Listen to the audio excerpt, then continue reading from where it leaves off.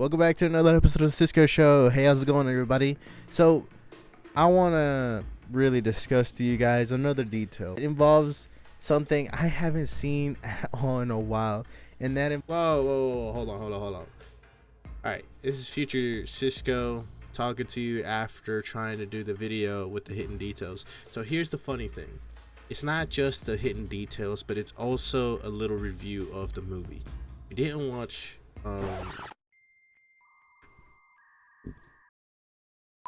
Sleepaway Camp. It's honestly a phenomenal movie that involves basically the mix of like Jaws with Friday the 13th, except that instead of a Mama Voorhees, there's no Jason either. There's someone in particular that literally would not expect to take the role, which in the end of the day we probably seen it coming, but the ending, like the actual freaking I was gonna say, dang, I should have just wrote a script. Sleepaway Camp, I honestly would recommend you watching it, especially in YouTube and stuff, if you ever find a DVD or a way to streaming it. But one thing I really can't get over is the fact that it's such a beautiful movie that has the craziest dialogue. See? And I didn't. You never can be too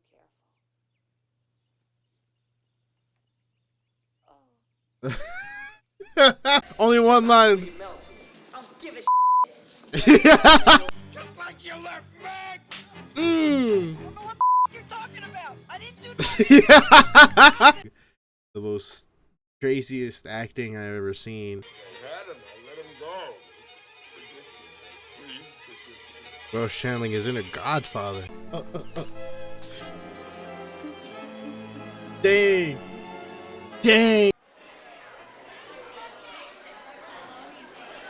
Yo, low key, did you just see somebody look at the camera? Hold on, take at the corner and bottom. Look at that fool looking at the camera like, what's good? And above all, my favorite character of them all, Jeff. My name is Jeff. Jeff is my favorite counselor, dude. He's just there vibing. Hold on, watch. There's my boy Jeff. Go, Jeff. Break it up, Jeff. Do it, Jeff. I fell in love with Jeff already. Go, Jeff. I love you. Shut up and let's go. Have your attention for 1 minute. Jeff talks. Jeff. For the last few days, we've been using the regular activity schedule, and that bites the big one. So today we're going to try something a little different. Strips. Now the guys with the blue strips have to capture the white flag, and the guys with the white strips have to capture the blue flag. Sounds easy. Get one of your strips taken off, so the first guys to capture the flag wins. Boy, Jeff, look at Jeff. Don't look at me, look at Jeff. Look at my mans, look at him. Oh.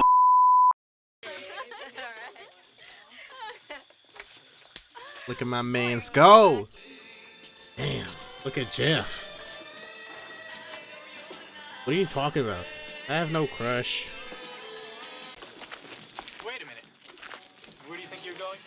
Inside to get something to eat. Oh, no. Social's over. Go back to your bunk. Oh, give me a break, huh? I've been lying down all night 'cause dinner made me sick. Just let me grab something real quick.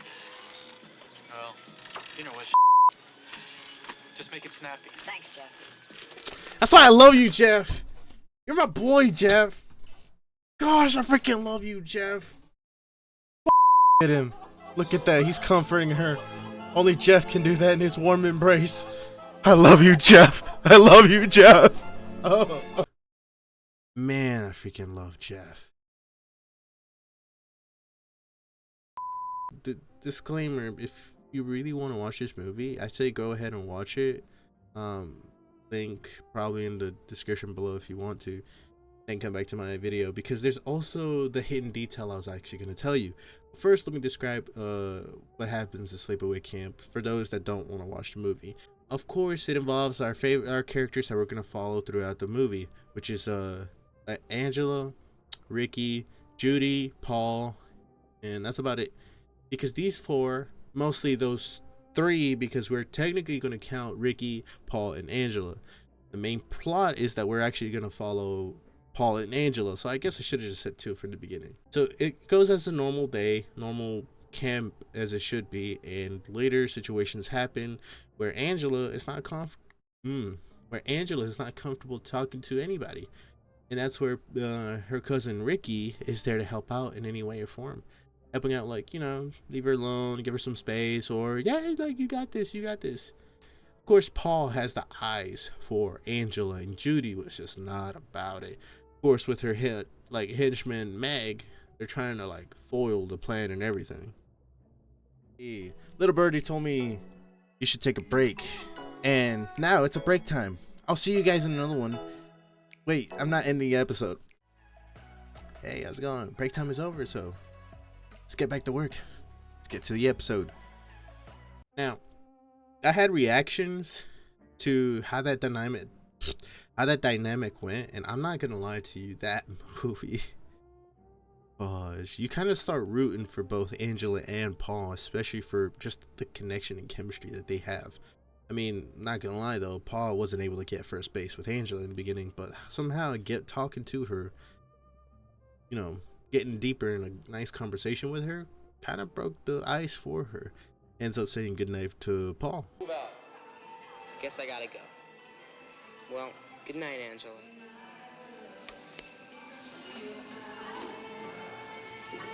Good night.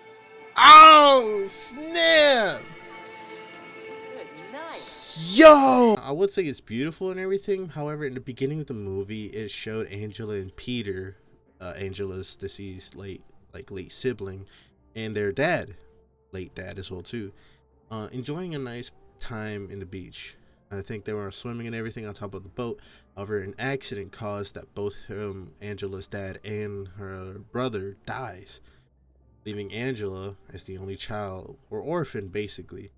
Now, throughout this movie, there has been an odd speculation involving Angela's dad, late dad, with this other guy named Joe, I think. I just watched the movie, what the fuck? And I had to do my research, so I went back to watch it again, and I was laughing to everything I was seeing. Of course, it had gruesome kills that I don't feel like want to show, because if you want to see it, just watch it, dude. It's not that hard. One by one, everyone who messed with Angela were out of the picture. And as we see, Ricky would actually be in the same scene as well too. So normally the movie is gonna assume Ricky is the murderer. And honestly, they written it so well to where, yeah, it seemed like Ricky is the bad guy. Now, another thing that I want to point out as well too is that as you watch the movie as well, the sudden fact is when Paul kisses Angela. This was the turning point, because Angela is starting to figure out how to be comfortable with herself in a way, I think. I'm not really going to describe how or what or why or how I could even tell, because I can't. Or it's just a movie. But overall, it started showing like weird glimpse of Angela and Peter laughing at their father being with somebody else, with Joe. I guess his name is Joe. I don't know. Not only that, it showed a little screen image with Peter and Angela, and Peter pointing at Angela. Now, for those of you guys that actually want the spoiler, this is actually a detail, as I said, that in the reaction, or in the watching actually, it's actually Peter telling Angela, "I am you." Now, probably I'm cut that and put that at the end, because it's a big twist. Somehow, every time I also see Ronnie, that means oil farming in the background. Look at my boy Ronnie in the background over here, like, yeah, oil farm. He's oil farming. What the fuck? So, with that being said, it's where we see the sudden realization. Angela. Such a lovely name. Why, I believe it means angel. Why, yes, I'm sure it does. I know you're going to like that name. Won't you, Peter? God, she's a boy. God, she's a boy. It was a crazy revelation.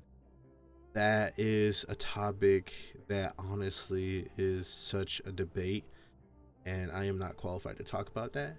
However, the ending is the hidden detail that I feel like nobody pointed it out for some reason.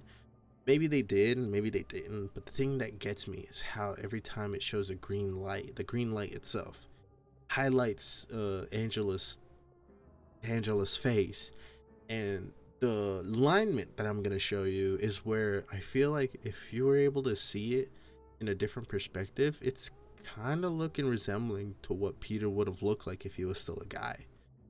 And honestly, I was surprised because I was like, yo, there's a reason why it's green, and it's showing old the hair, like actually like if it was my hair, kind of, to make it look like, you know, he's a boy.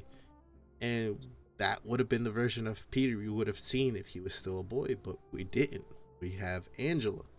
All because Aunt Martha just can't accept 2 boys. So that's actually the hidden detail I wanted to talk to you guys about. And as I said, go check out the movie. If you have any other details you want to talk about, I am so sorry, past me, dude.